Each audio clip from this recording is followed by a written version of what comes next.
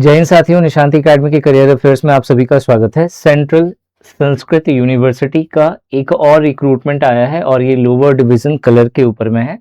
तो बेसिकली इस वीडियो में हम लोग ये जानेंगे कि इससे रिलेटेड क्या क्या इंपॉर्टेंट चीज़ें हैं जो आपको जानना ज़रूरी है अगर आप इसके लिए अप्लाई करते हैं तो। ठीक है, यहाँ पे स्टार्टिंग में मैं बता दूं कि यहाँ पे मैक्सिमम एज लिमिट 32 साल बोला गया है। अगर आपकी एज 32 ईयर्स है तब जा करके 32 ईयर्स या उससे कम है तब जाकर के आप उसके लिए अप्लाई कर सकते हैं। और एजुकेशन क्वालिफिकेशन में बैचलर डिग्री बोली गई है। टोटल यहाँ पे 35 पोस्ट है। ठीक है, इसमें सबसे पहले अगर हम लोग देखें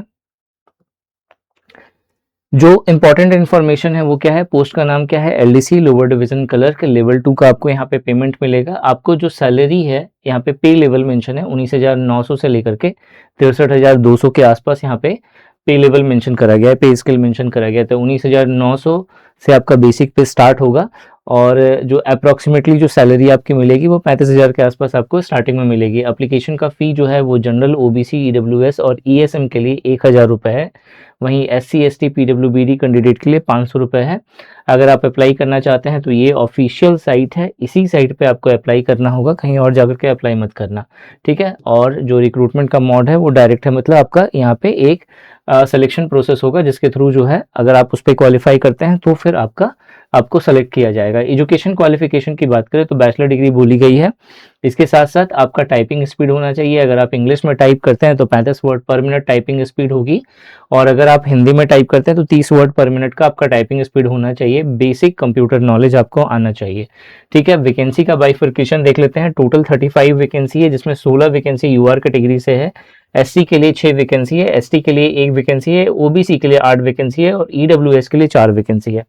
ठीक है भाई, अब यहाँ पे लोअर डिवीजन क्लर्क एलडीसी का अगर जॉब प्रोफाइल देखोगे तो जो नेचर ऑफ जॉब है उसमें एडमिनिस्ट्रेशन का आपको काम देखना पड़ेगा, अकाउंट्स, एग्जामिनेशन सेक्शन और एस्टेब्लिशमेंट या एचआर, मतलब ये जो 4 सेक्टर हैं इन्हीं के अंदर आपको काम करना पड़ेगा। लोअर डिवीजन क्लर्क एलडीसी जो है वो कलर्शियल लेवल का आपका काम होता है और आपसे जितने भी सीनियर होंगे उन सभी को उनके काम में हेल्प करना होता है। और ये जो हेल्प है बेसिकली 4 तरीके का होता है। पहला जो होगा फाइल वर्क से जुड़ा हुआ, जो सबसे इंपॉर्टेंट है, मतलब आपको जो ऑफिशियल फाइल्स हैं वो मेंटेन करना होगा, रिकॉर्ड्स मेंटेन करना होगा, आपको जो है डिपार्टमेंट टू डिपार्टमेंट जो है फाइल का ट्रांसफर भी करना होगा और कुछ मैनुअल जो है रिकॉर्ड्स वगैरह सब मेंटेन करना होता है ना कि जैसे पूरा का पूरा ये वार्डरोब बना हुआ है उसमें फिर फाइल्स रखी जा रही हैं तो कौन सी फाइल कहाँ पे रखी जाएगी वो चीज़ आपको पूरा करना होगा। इसके अलावा data entry and computer work से जुड़ा होगा।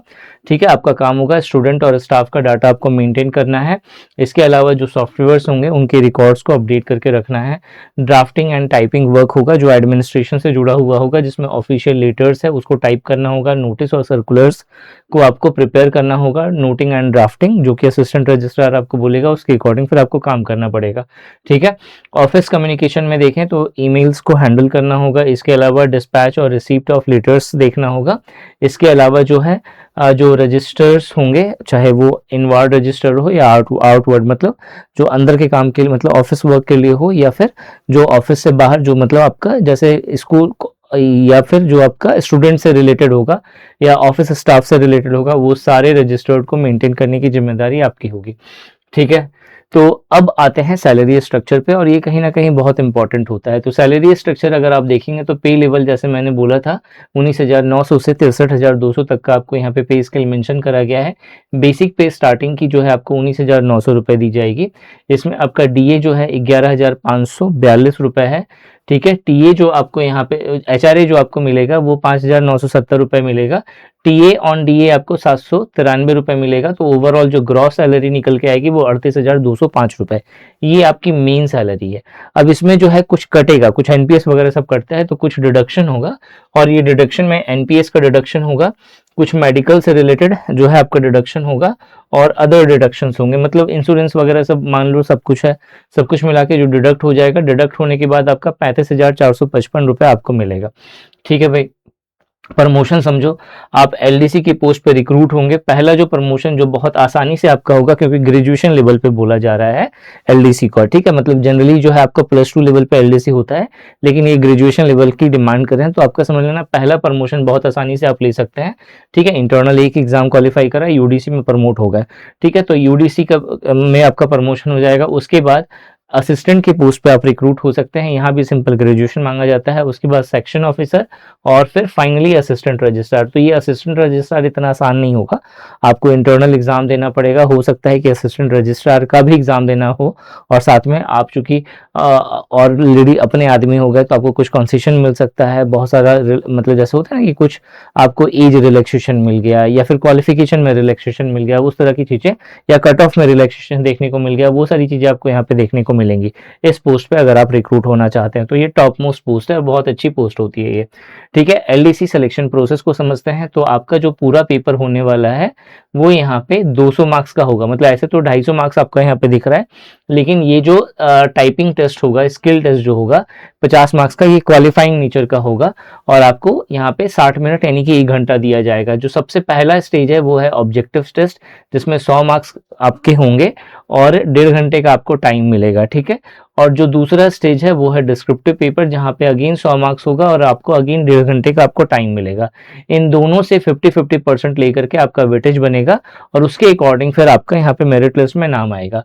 पहला जो यहाँ पे ऑब्जेक्टिव टेस्ट है, इसके अंदर आपसे इंग्लिश और हिंदी के क्वेश्चंस पूछे जाएंगे। 25 क्वेश्चंस होंगे 25 मार्क्स का, हर क्वेश्चन 1 नंबर का होगा। क्वांटिटेटिव एप्टीट्यूड के 25 क्वेश्चंस होंगे 25 मार्क्स के। इसके अलावा जनरल अवेयरनेस के 25 क्वेश्चंस होगा 25 मार्क्स का। इसके अलावा जनरल इंटेलिजेंसी एंड रीजनिंग का 25 क्वेश्चन होगा 25 मार्क्स का। तो 100 क्वेश्चन 100 मार्क्स का होगा, और 1.5 घंटे का आपको टाइम मिलेगा, ठीक है। ये पूरा सिलेबस है, डिटेल सिलेबस है, आप इसका स्क्रीनशॉट ले सकते हो ताकि प्रिपरेशन करने में आपको इसकी हेल्प मिले, ठीक है।